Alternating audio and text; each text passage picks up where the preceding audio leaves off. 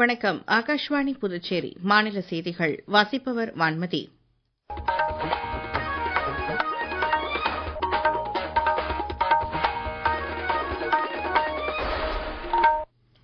தலைப்புச் செய்திகள். பிரதமர் திரு நரேந்திர மோடி அரசால் அறிமுகப்படுத்தப்பட்ட 3 புதிய குற்றவியல் சட்டங்கள் தொழில்நுட்பம், காலக்கெடு மற்றும் நம்பிக்கை ஆகிய 3 முக்கிய தூண்களை அடிப்படையாக கொண்டவை என்று திரு அமித் ஷா கூறினார். தனது குடிமக்களின் பாதுகாப்பை உறுதி செய்ய இந்தியா எந்த எல்லைக்கும் செல்லும் என்று மத்திய அமைச்சர் திரு ராஜ்நாத் சிங் கூறினார். தேசிய தேர்வு முகமையில் மேற்கொள்ளப்பட வேண்டிய அடுத்த கட்ட நடவடிக்கைகள் குறித்து மத்திய அமைச்சர் திரு பிரல்ஹாத் ஜோஷி ஆய்வுக் கூட்டம் ஒன்றை நடத்தினார். வரும் 15ஆம் தேதி நாட்டின் 80வது சுதந்திர தினம் கொண்டாடப்பட உள்ளதை முன்னிட்டு ஹர்கர் திரங்கா இயக்கம் இன்று தொடங்கி வரும் 17ஆம் தேதி வரை நடைபெறுகிறது. இனி விரிவான செய்திகள். வெள்ளையனே வெளியேறு இயக்கத்தின் 84வது ஆண்டு நிறைவை முன்னிட்டு இதில் பங்கேற்ற சுதந்திர போராட்ட வீரர்களுக்கு குடியரசு துணைத் தலைவர் திரு சி.பி. ராதாகிருஷ்ணன், பிரதமர் திரு நரேந்திர மோடி உள்ளிட்ட தலைவர்கள் மரியாதை செலுத்தியுள்ளனர். மகாத்மா காந்தியின் செய் அல்லது செத்துமடி என்ற முழக்கத்தால் ஈர்க்கப்பட்டு இந்த இயக்கத்தில் பங்கேற்ற சுதந்திர போராட்ட வீரர்களின் துணிச்சல், தியாகம், தேசப்பற்று ஆகியவை இளம் தலைமுறையினருக்கு தொடர்ந்து உத்வேகம் அளித்து வருவதாக குடியரசு துணைத் தலைவர் வெளியிட்டுள்ள செய்தியில் தெரிவித்துள்ளார். இந்திய சுதந்திர போராட்டத்திற்கு வித்திட்ட வெள்ளையனே வெளியேறு இயக்கத்தில் பங்கேற்ற வீரர்களின் தியாகத்தை நாடு என்றென்றும் நினைவு கூறுவதாக பிரதமர் வெளியிட்டுள்ள செய்தியில் கூறியுள்ளார். மேலும் காலனி ஆதிக்கத்திற்கு எதிராக துணிச்சலுடன் போராடி உயிர் தியாகம் செய்தவர்களுக்கு அஞ்சலி செலுத்துவதாகவும் அவர் குறிப்பிட்டுள்ளார். அவ்வியக்கம் தொடர்பாக மத்திய தகவல் ஒலிபரப்புத்துறை இணை அமைச்சர் டாக்டர் எல். முருகன் வெளியிட்டுள்ள சமூக ஊடக பதிவில் சுதந்திர போராட்ட வீரர்களின் தியாகத்தையும் தைரியத்தையும் தேசப்பற்றையும் தாம் நினைவு கூறுவதாக தெரிவித்துள்ளார். புதுச்சேரி காவல்துறைக்கான குடியரசுத் தலைவரின் வண்ணக்கொடி விருதை மத்திய உள்துறை அமைச்சர் திரு அமித் ஷா இன்று வழங்கினார்.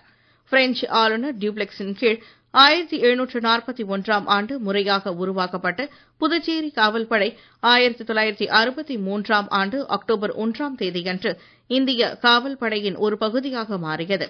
குடியரசுத் தலைவரின் காவலர் வண்ண விருது என்ற இந்த வரலாற்று சிறப்புமிக்க அங்கீகாரத்தின் மூலம் நாட்டில் இந்த மிக உயர்ந்த கௌரவத்தை பெறும் 18வது மாநிலமாக புதுச்சேரி திகழ்கிறது.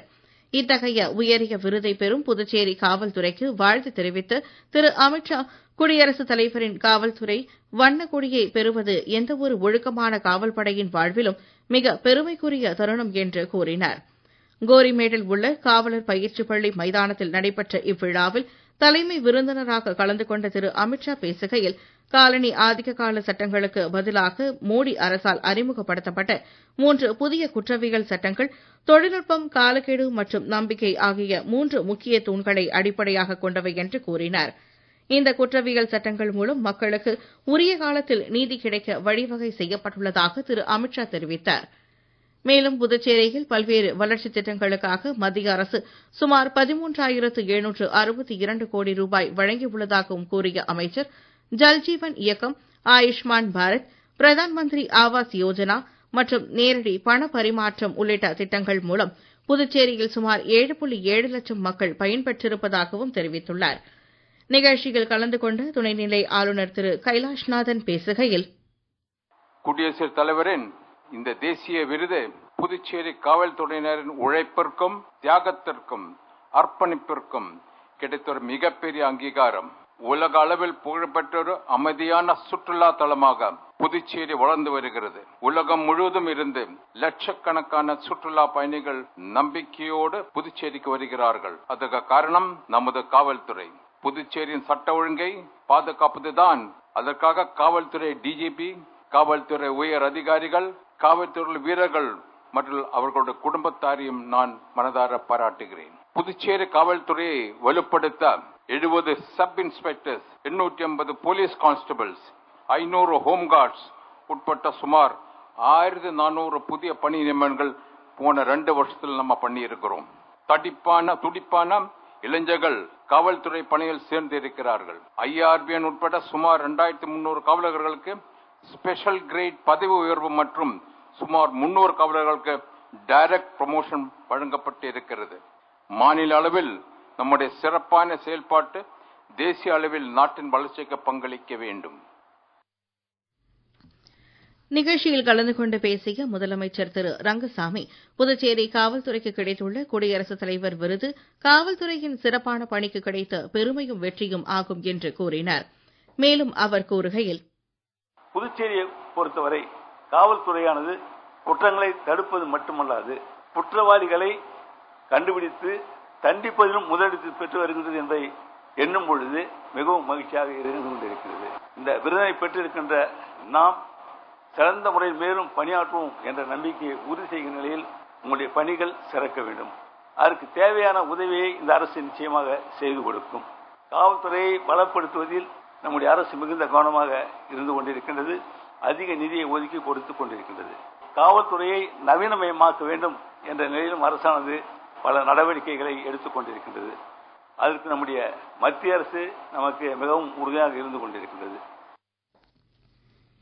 முன்னதாக புதுச்சேரி காவல்துறையின் பல்வேறு பிரிவுகளைச் சேர்ந்த வீரர்கள் பங்கேற்ற அணிவகுப்பினையும் திரு அமித்ஷா பார்வையிட்டார். நீங்கள் கேட்டுக் கொண்டிருப்பது மாநில செய்திகள். ஆகாஷ்வாணி செய்திகளை நேயர்கள் உடனுக்குடன் தெரிந்து கொள்ள எமது புதுச்சேரி மண்டல செய்திப் பிரிவின் சமூக ஊடகங்களான @airnews_புதுவை என்ற எக்ஸ் பக்கத்தையும், all India radio news Puducherry என்ற பேஸ்புக் பக்கத்தையும், @RNU புதுச்சேரி என்ற யூடியூப் சேனலையும் அணுகலாம்.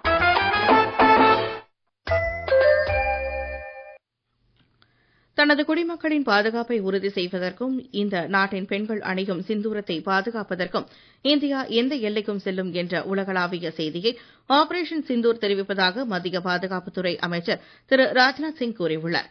இன்று புதுடெல்லியில் நடைபெற்ற ரத்ததான முகாமின் தொடக்க விழாவில் கலந்து கொண்டு பேசிய அவர், பாகிஸ்தானில் உள்ள பயங்கரவாதிகளையும் அவர்களின் ஆதரவாளர்களையும் ஒழித்ததற்காகவும் இந்தியா மீது தீய எண்ணம் கொண்டவர்களுக்கு தகுந்த பாடம் புகட்டியதற்கும் இந்திய பாதுகாப்பு படைகளை அமைச்சர் பாராட்டினார். மத்திய நுகர்வோர் விவகாரங்கள், உணவு மற்றும் பொது விநியோகத்துறை அமைச்சர் திரு பிரல்ஹாத் ஜோஷி, நாட்டில் சர்க்கரையின் தற்போதைய கையிருப்பு நிலை, உற்பத்தி அளவுகள் மற்றும் நடப்பு சர்க்கரை பருவத்திற்கான அதன் தேவை ஆகியவற்றை மதிப்பிடுவதற்கான உணவு மற்றும் பொது விநியோகத்துறையின் செயலாளர் மற்றும் மூத்த அதிகாரிகளுடன் ஒரு ஆய்வுக் கூட்டத்தை இன்று நடத்தினார். அமெரிக்காவுடன் வர்த்தகம், பாதுகாப்பு, தொழில்நுட்பம் உள்ளிட்ட பல்வேறு துறைகளில் ஒத்துழைப்பை வலுப்படுத்த இந்தியா உறுதி பூண்டுள்ளதாக பிரதமர் திரு நரேந்திர மோடி தெரிவித்துள்ளார். அமெரிக்க துணை அதிபர் திரு ஜேடி வான்ஸுடன் தொலைபேசியில் ஆலோசனை மேற்கொண்ட திரு மோடி, பிராந்திய மற்றும் சர்வதேச வளர்ச்சி, பரஸ்பர நல்லிணக்கம் குறித்து இருவரும் விவாதித்ததாக கூறினார். வரும் 15ஆம் தேதி நாட்டின் 80வது சுதந்திர தினம் கொண்டாடப்பட உள்ளதை முன்னிட்டு ஹர்கர் திரங்கா இயக்கம் இன்று தொடங்கி வரும் 17ஆம் தேதி வரை நடைபெறுகிறது. இதுகுறித்த கூடுதல் தகவல்கள். ஆசாதி கா அம்ருத் மகோத்சவ் கொண்டாட்டங்களின் ஒரு பகுதியாக தொடங்கப்பட்ட இந்த இயக்கத்தின் மூலம் கோடிக்கணக்கான மக்கள் தங்கள் இல்லங்களில் தேசிய கொடியை ஏற்றி வருகின்றனர். தேசிய ஒருமைப்பாடு மற்றும் நாட்டுப்பற்றை மக்களிடையே ஏற்படுத்தும் நோக்கில் நாடு முழுவதும் பேரணிகள் நடத்தப்படுகின்றன. இதன் ஒரு பகுதியாக குடியரசு துணைத் தலைவர் திரு சி.பி. ராதாகிருஷ்ணன் அந்தமானில் உள்ள ஸ்ரீ விஜயபுரத்தில் தேசிய கொடியை ஏற்றி வைத்தார். நடப்பாண்டு சூரியபாத் திட்டத்தின் கீழ் உலகின் கிழக்கு பகுதியில் உள்ள இந்திய தூதரகத்தில் தொடங்கி மேற்கு பகுதியில் உள்ள அனைத்து தூதரக தேசிய கொடி ஏற்றி வைக்கும் நிகழ்வு நடைபெற உள்ளதாக மத்திய கலாச்சாரத்துறை அமைச்சர் திரு கஜேந்திர சிங் ஷெகாவத் தெரிவித்துள்ளார். புதுச்சேரியில் இல்லந்தோறும் தேசிய கொடி இயக்கத்தை ராஜீவ்காந்தி சிலை அருகில் மத்திய உள்துறை அமைச்சர் திரு அமித்ஷா இன்று தொடங்கி வைத்தார். இந்நிகழ்ச்சியில் துணைநிலை ஆளுநர், அமைச்சர்கள், பாஜக மாநில தலைவர் மற்றும் 500க்கும் மேற்பட்ட பள்ளி, கல்லூரி மாணவர்கள் உட்பட 1000க்கும் மேற்பட்டோர் மூவர்ண கொடிகளுடன் பங்கேற்றனர். கொரிய மாஸ்டர்ஸ் பேட்மிண்டன் மகளிர் ஒற்றையர் சாம்பியன் பட்டத்தை இந்தியாவின் அஸ்மிதா சலிஹா வென்றார். தென்கொரியாவின் ஹாசன் நகரில் இன்று நடைபெற்ற இறுதி ஆட்டத்தில் சீன வீராங்கனையான ஹான் குவின் ஜியை 14-21, 21-14, 21-14 என்ற செட் கணக்கில் அஸ்மிதா வென்றார். அமெரிக்காவில் நடைபெறும் 20 வயதிற்கு உட்பட்டோருக்கான உலக தடகள சாம்பியன் போட்டியில் உயரம் தாண்டுதல் பிரிவில் வசந்த்குமார் மேக்வால் வெள்ளிப் பதக்கத்தையும், நீளம் தாண்டுதலில் ஷானவாஸ் கான் வெண்கலப் பதக்கத்தையும், ஈட்டி எறிதல் போட்டியில் ஆஷிஷ் யாதவ் வெள்ளிப் பதக்கத்தையும் பெற்று தொடர்ந்து இந்தியாவிற்கு 3 பதக்கங்கள் கிடைத்துள்ளன. மீண்டும் தலைப்புச் செய்திகள். பிரதமர் திரு நரேந்திர மோடி அரசால் அறிமுகப்படுத்தப்பட்ட 3 புதிய குற்றவியல் சட்டங்கள் தொழில்நுட்பம், காலக்கெடு மற்றும் நம்பிக்கை ஆகிய 3 முக்கிய தூண்களை அடிப்படையாக கொண்டவை என்று திரு அமித்ஷா கூறினார். தனது குடிமக்களின் பாதுகாப்பை உறுதி செய்ய இந்தியா எந்த எல்லைக்கும் செல்லும் என்று மத்திய அமைச்சர் திரு ராஜ்நாத் சிங் கூறியுள்ளார். தேசிய தேர்வு முகமையில் மேற்கொள்ளப்பட வேண்டிய அடுத்த கட்ட நடவடிக்கைகள் குறித்து மத்திய அமைச்சர் திரு பிரல்ஹாத் ஜோஷி ஆய்வுக் கூட்டம் ஒன்றை நடத்தியுள்ளார். வரும் 15ஆம் தேதி நாட்டின் 80வது சுதந்திர தினம் கொண்டாடப்பட உள்ளதை முன்னிட்டு ஹர் கர் திரங்கா இயக்கம் இன்று தொடங்கி வரும் 17ஆம் தேதி வரை நடைபெறுகிறது. இத்துடன் இந்த செய்தி அறிக்கை நிறைவு பெறுகிறது. வணக்கம்.